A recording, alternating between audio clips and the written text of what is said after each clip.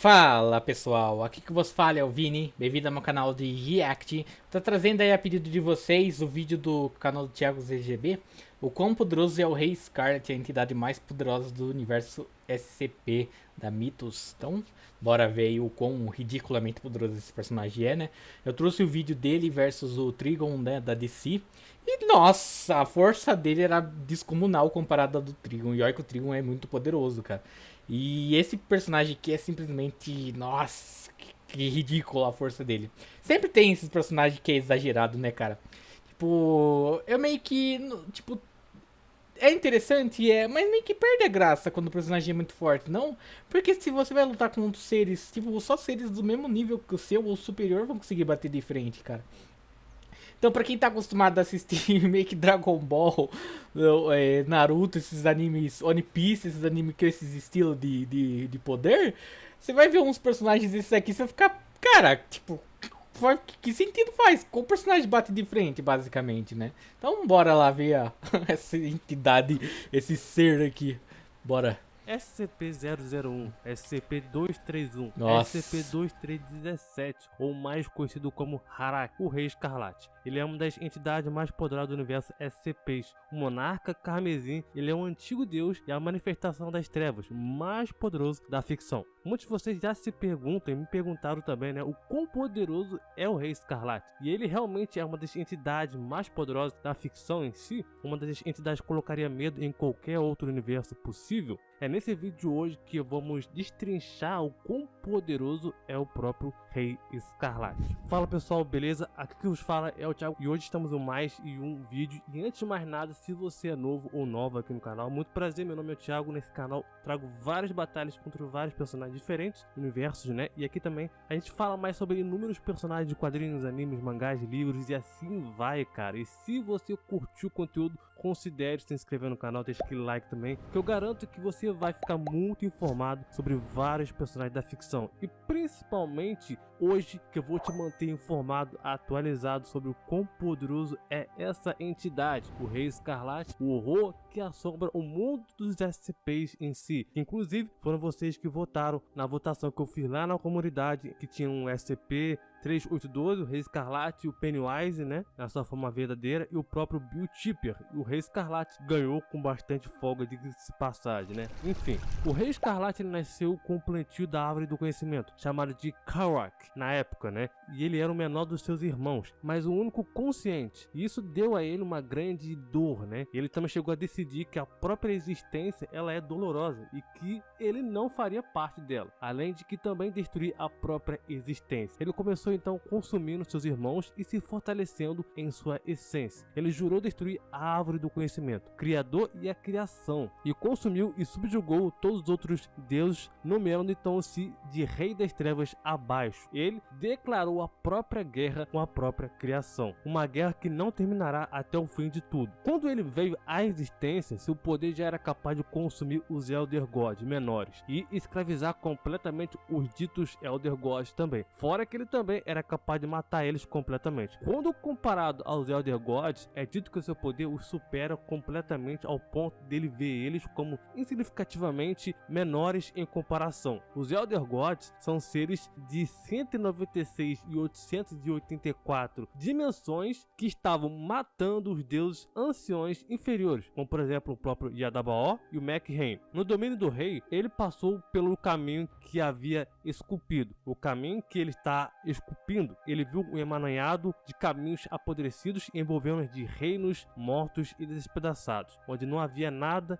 inteiro e tudo estava então poluído com cadáveres dos deuses. Pouco restava, embora ele visse que muitas criaturas imundas haviam se estabelecido na esteira do rei e o caminho estavam sendo perseguidos pelos próprios homens apodrecidos. Aqueles monstros e demônios também, restos deformados que sobraram da guerra interminável do rei, devoraram seus limites como vermes, como mariposas comendo então roupas, e eu sabia que eles buscavam o que estavam além. Na verdade, vi muitos buracos de onde as longas canções de Yesod, Witch faces e entendi por que meios aquele reino facetado ganhou suas cicatrizes. E chegou a ser declarado também que Yaldabaoth pode destruir todas as realidades, dimensões, espaço e tempo, onde as dimensões foram declaradas infinitas. McHenry chegou a lutar contra Yaldabaoth fora do tempo e também do próprio espaço. Como ele é muito forte, mais forte do que os seus próprios descendentes, que são capazes de danificar a árvore do conhecimento e os caminhos, existem 3 fatores de conhecimentos a partir do qual todos os termos vêm da criação, incluindo também o próprio conceito platônico. Ele chegou a destruir a árvore do conhecimento, e mesmo o Rei Escarlate tem conceitos platônicos, quando ele foi com força total e ele chegou a abalar tudo que existe. A batalha do Rei Escarlate com seus irmãos mortos fez com que toda a criação se transformasse em cinzas. A criação inclui também a narrativa da fundação, incluindo também incontáveis dimensões infinitas, e onde existem infinitas narrativas superiores, em que cada narrativa vê uma e a outra, de baixo como nada além da ficção, sendo então um grupo de multiversos em uma só estrutura. E como cada multiverso ele é infinito, ele, o Rei Escarlate, ele destruiu a nonosfera, que é a 5ª dimensão. Mesmo o Rei Escarlate estando então no seu estado mais, entre aspas, enfraquecido, né, porque ele ainda assim ele é realmente poderoso, ele ainda assim consegue aí oferecer perigo muito além de qualquer multiverso. Como um todo, o seu poder, a presença do próprio Rei Escarlate era tão poderosa o suficiente para poder ameaçar toda a criação. O universo de SCP Mythos, ele é composto de infinitos versos externos, e o Rei Escarlate, ele abalou tudo, apenas acordando, cara. O Rei Escarlate também come literalmente seres do hiperverso, que contém dimensões infinitas, citando também os outros deuses anciões inferiores. E, além disso, ele é tão poderoso que os 3 irmãos mortos tiveram que nerfar os seus poderes 3 vezes, antes dele finalmente se sentirem confiantes para poder enfrentá-lo com o seu próprio exército. E mesmo assim, uma batalha contra o Rei Escarlate, do Rei Escarlate com os próprios irmãos mortos, foi nerfada e destruiu a biblioteca que a criação origina. Mas depois da batalha, finalmente, os 3 irmãos mortos baniram o Rei Escarlate de volta ao seu sono. E até hoje espero que o Rei Escarlate nunca mais acorde. A serpente que guarda a árvore do conhecimento, ela é considerada onipotente, e ela também teme o Rei Escarlate. Quando o Rei Escarlate ele acordou, Natasha ficou aterrorizada e também se perguntou como o todo-poderoso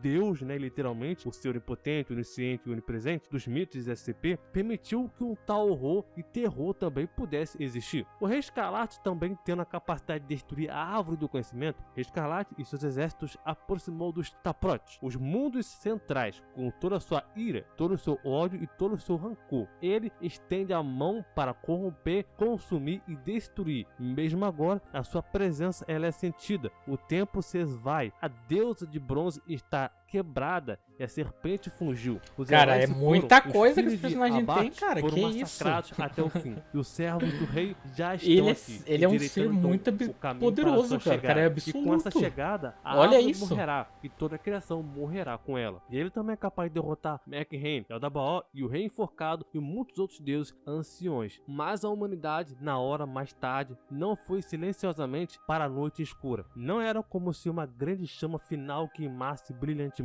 Como a humanidade estavam aí os antigos guardiões. Hakama, não mais quebrada, mas com suas frotas de anjos encouraçados, grandes o suficiente para poder apagar o céu. E Natasha, ou Nasha, né, que é a serpente, finalmente voltou do seu exílio, da sua plumagem brilhante e o fogo em sua boca. Os Arcortes de Yaldabaoth, que só tem os vislumbres do seu próprio poder, podem finalmente derrotar todo o exército Leviatã sem usar as suas facetas. Os Arcotes mentiu e uma conspiração estava em andamento. Essa afirmação ela é totalmente infundada e considerada incrivelmente improvável. Ele afirma que os Arcotes estão planejando desencadear uma guerra contra o Rei Escarlate e queriam remover Goron para enfraquecer o seu próprio exército. Isso considerando improvável devido ao fato de que os Arcotes não terem agido contra outros senhores. E além disso, eles possuem maiores capacidades e podem facilmente destruir o exército do próprio Rei Escarlate sem usar os seus recursos. Yaldabaoth também pode superar o Rei Escarlate de poder completo. Lembrando, pode. Rei Escarlate também, como ser arquétipo, ele está também sendo dominado e também estando sob o seu domínio, junto com o próprio Leviatã. É visto o Rei Escarlate envolto em sangue. Viu as suas 7 lanças e viu as suas 7 filhas noivas. Viu os seus 7 selos em suas sobrancelhas. Viu seus filhos, os vastos Leviatãs, em suas fileiras e muitos outros jurados ao serviço do rei. Revel, o filho de Adam, que havia derrubado os deuses de Davon, ergueu a voz em desafio ao rei Escarlate. E o rei Escarlate lhe respondeu. Revel, filho de Adão, pegou a sua espada e as comportas do céu se abriram com o dilúvio que limparia o próprio tempo. E o fazê-lo, o todo-poderoso Deus, convocou o mundo pela primeira vez desde que a palavra foi falada, e o mundo foi chamado a testemunhar. Essa é a história da humanidade, a quarta e a última raça filho da terra, desde a descoberta das duas árvores até o dilúvio. Páginas espalhadas sobre a água, e como uma onda poderosa, os Devitas arrancaram as folhas negras da história, em seus exércitos e em suas cidades, todo o seu império. A carne também emergiu, rasgando então de sua arca das profundezas da terra congelada, e junto eles então fizeram grande sacrifício de horror. Eles chamaram o seu mestre, e o seu mestre lhes respondeu. O rei Escarlate então surgiu do poço do Megido, com todos os seus leviatãs e lordes demônios. A criação tremeu, pois sua extinção estava próxima. Os leviatãs também são capazes de destruir o jardim do Éden. O Abs-Lershol também partiu para o vale, e o povo com suas legiões e as feitiçarias e bestas de guerra. Todos os poderes dos Devitas foi mostrado. O povo ele foi massacrado, até mesmo o mais velho Adam e Ravi, e também Hakana, a voz que falou por Deus, foi despedaçada e seu corpo quebrado e saqueado. A árvore da vida ela foi roubada e a árvore do conhecimento pegou fogo. Natasha, a serpente, fugiu, primeiro para a torre espacial em Babel e mais tarde para a biblioteca, onde permaneceu em penitência por sua participação nessas coisas. O jardim do exército então foi reduzido a cinzas, e aqueles que não foram mortos foram acorrentados, levados então aos postos de escravos dos Devitas. Mesmo SCP-682, ele é um dos Leviatãs, pode manipular o enredo, cujo ele é teorizado ser um dos filhos do próprio Rei Escarlate. E muitos dos servos mortais do rei recriaram o estabelecimento de linhagem em efígie viva. Ele escala acima da morte dos irmãos, pois eles precisavam reviver cada pessoa para derrotar o Rei Escarlate. 3 irmãos de preto cavalgaram 3 cavalos brancos. Atrás deles marchavam todos os seres que já morreram, de todos os mundos, de todas as facetas, de todas as esferas, cada mortal e Deus e alma perdida. A soma de todos os mortos em Enxodo, uma música que ergueu quando a coluna passou pelos portões de Obsidian, quebrados então do próprio inferno. Uma canção de alegria, os mortos marcharam para derrubar o próprio rei. E o Rei Escarlate ele também chegou a ganhar essa batalha. Assim, essa batalha ela foi travada, cara. E os deuses também e todas as suas hostes desceram dos céus e subiram do abismo para fazer a guerra entre si. E as estrelas então queimaram de ódio. A criação desmoronou sob o terrível tensão. Nenhum mundo foi poupado, nenhuma esfera passou. Os caminhos foram rasgados, a biblioteca então queimou, deuses então foram derrubados e seus tronos, a terra foi arruinada. 1 milhão, bilhões de frentes de guerra derramaram torres de sangue pelos ramos da criação. O rei fez Yesod seu trono e todas as suas coisas foram reduzidas a cinzas. E com a guerra declarada, então, o rei tomou Sana à força e deitou-se com ela por 7 dias e 7 noites, até que a mãe daqueles abaixo de nós foi quebrada sob o rei. Quando então isso foi concluído, ele ressuscitou no sangue dela e foi a partir de então conhecido então como o Shormut Urudó, o próprio Rei Escarlate, traduzido, 7 filhos nasceram então de Sana, 7 filhos nasceram então do próprio Rei Escarlate, e reemergindo então do seu próprio útero quebrado. O rei viu isso e as levou à força para serem as suas noivas. Sobre as 7 noivas, o Rei Escarlate então colocou 7 selos, para que nunca morressem como Sana havia morrido. Como eles, o Rei Escarlate deu origem a 7 classes de abominações, 7 ordens de leviatãs, se tornaram os seus servos mais amados, que o marcham na frente de sua guerra, capazes então de sobreviver ao próprio dilúvio que destruiu toda a criação. E no final de tudo, eles tiveram então que literalmente nerfar o Rei Escarlate para poder vencer ele. Uma luz permaneceu. 36 santos se reuniram na encosta da montanha e juntos cumpriram o seu antigo destino. A paisagem do mundo, dessa maneira cruel e horrível, não poderia ser evitada. Eles foram então assaltados pelas forças do mundo por muito tempo para impedir os horrores do rei, mas não estavam sem o poder. A criação não podia ser curada, mas o rei poderia então ficar vulnerável. Os selos que ele havia colocado sobre si mesmo, todas aquelas defesas antigas foram dissolvidos. Um jovem do próprio Rei Escarlate, ele é temido por um servo da verdadeira forma do Todo-Poderoso Deus, do universo SCP Mythos. Existe também uma versão mais poderosa ainda do próprio Rei Escarlate. Essa versão é a versão chinesa, ou ramo chinês, né? Nessa versão, não é só o Rei Escarlate que ele é mais poderoso do que a versão inglesa, mas também todo o universo SCP ele é poderoso. Para resumir, tá? O quão poderoso é essa versão chinesa, ou ramo chinês, ele é praticamente a mesma versão inglesa, só que muda algumas coisas. O Rei Escarlate nessa versão, essa forma de Deus, ele é apenas um avatar para sua verdadeira forma, que é o demônio carmesim. Seus filhos são capazes de comer outros deuses que estão na árvore da vida e deuses anciões inferiores. As árvores são feitas de muitas escalas narrativas. As escalas narrativas são camadas metaficcionais infinitas, uma em cima da outra, bem parecido com o universo de Umeneco. Cada nível vê uma outra abaixo da cosmologia, como algo ficcional capaz de ignorar a manipulação da lei narrativa. O Rei Escarlate ele é capaz de destruir inúmeras bolhas fantasmas. Essas bolhas fantasmas contêm o seu próprio toque, que contém um número infinito de escalas narrativas. O Rei Escarlate então ele está acima da camada narrativa mais alta, capaz de destruir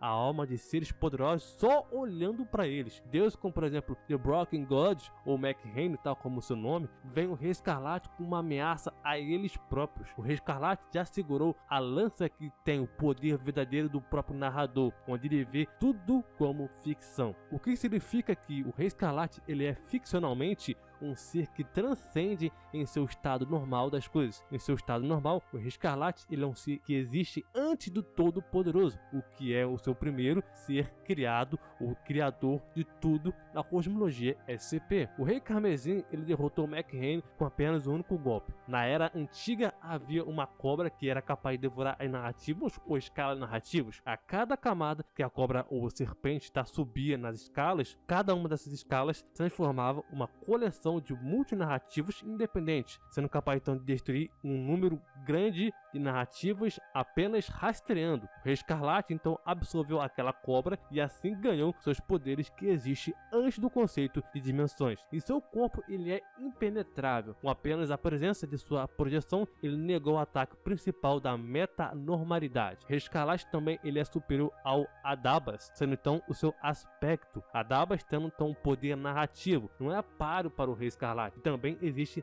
as verdadeiras narrativas superiores e também pode criar uma lança com o mesmo poder libertado da unidade narrativa. E se você achou que essa versão do Rei Escarlate já é poderoso, é porque o Rei Escarlate na sua versão chinesa já está num outro nível de poder. Essa versão do Rei Escarlate, na versão inglesa, muito facilmente derrotaria muitos universos de animes, mangás, quadrinhos, livros e outras ficções. Na versão chinesa, essa questão de derrotaria também facilmente se estenderia a vários outros universos com muito mais facilidade, porque a versão chinesa, o ramo chinês, ele é muito mais poderoso na palavra literal do que a versão inglesa. A questão é, quem pode derrotar o Rei Escarlate? Quem teria o poder suficiente para vencer o Rei Escarlate em seu auge de poder? Eu posso te dizer que vencer o Rei Escarlate, ele é praticamente impossível. Poucos personagens teriam condições de vencer ele 100%. Afinal, cara, realmente mais poderoso, se não for o mais poderoso pra vencer ele, tem que ser super, que se você pode também sugerir forte, o próximo personagem desse quadro aqui, do quão ridículo ele é, que eu vou estar lendo nossa, os comentários o nível aqui, de tá? força dele,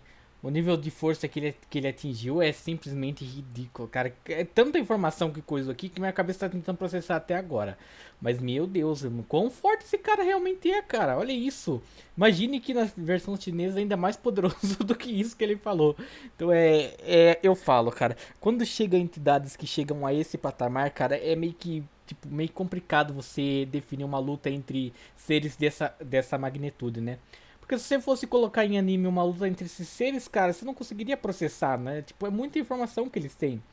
Então, tipo, a turma, ele pega e faz versos aqui de luta contra outros personagens, só que é aquele verso levando em consideração tudo que o personagem tem pra ir em comparação ao outro. Pode ser que o outro não tenha tanto, mas depende de certa situação. Sempre tem esse tipo de personagem. Só que, cara, é realmente muito complicado, porque se você tá acostumado com um anime de luta, onde o nível de escala das lutas é muito baixa, comparado a esses seres aqui, você vai tentar imaginar uma luta desses seres poderosos aqui, você não consegue, cara. Pelo menos eu não conseguiria, porque é muita coisa que eles têm.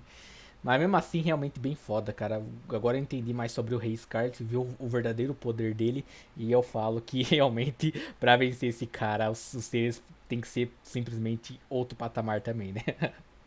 Mas então é isso, pessoal. Valeu pra quem acompanhou até agora. Se gostou, só curtir, se inscreve no canal. Deixa nos comentários um vídeo, uma música que me tá reagindo, beleza? Vou indo nessa, falou, até a próxima e fui.